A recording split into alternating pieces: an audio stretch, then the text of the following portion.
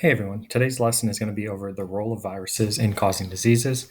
And our learning objective is we will investigate the role of viruses in causing diseases such as HIV or human immunodeficiency virus and influenza, or just commonly called the flu.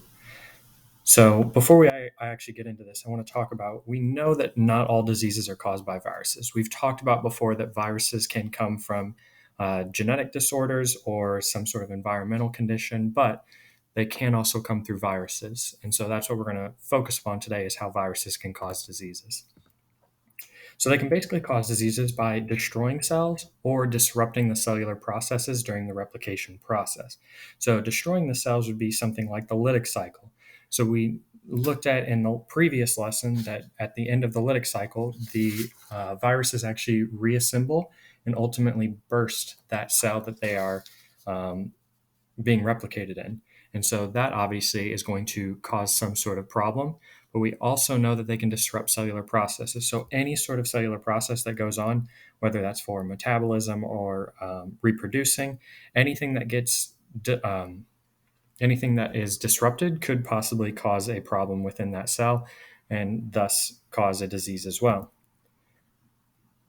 Latency is just the time period between the exposure to a virus and when the symptoms first become apparent.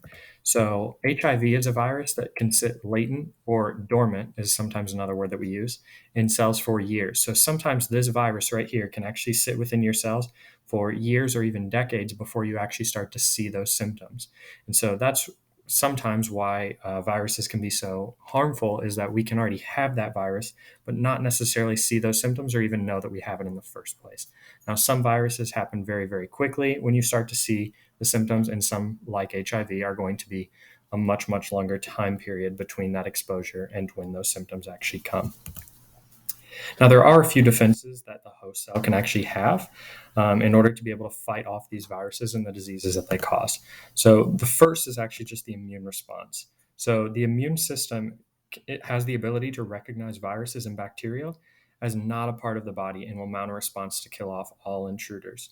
So, these are normally our white blood cells that are doing this process. So, your immune system can actually recognize your own cells and see that a virus or a bacteria is not part of your body, right? We know that because every cell in your body has the exact same DNA.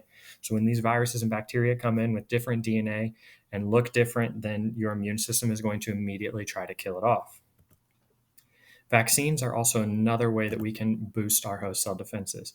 So these actually prevent viral diseases by exposing your immune system to a pathogen that has not been seen before. So in the case of COVID or the flu, if you have not seen that specific virus, we can give you the vaccine, which exposes your body to that pathogen. And once your body sees a pathogen one time, then that means it can fight it off even faster the next time. And so this is what we call artificial immunity, because we are giving that virus to you through a vaccine. And then finally, we also have antiviral drugs. So the purpose of these is to block the receptors so the virus can't attach and enter into healthy cells. The steps that we talked about with both the lysogenic and lytic cycle was that the very first step in both of those cycles was attachment. So these antiviral drugs block the receptors so that attachment can't even happen. So if we can't even get past the attachment and entry steps of the cycles, then it makes it a lot more difficult for the integration and or bursting of cells that come in on later. So that's all I have for you today, and keep learning further.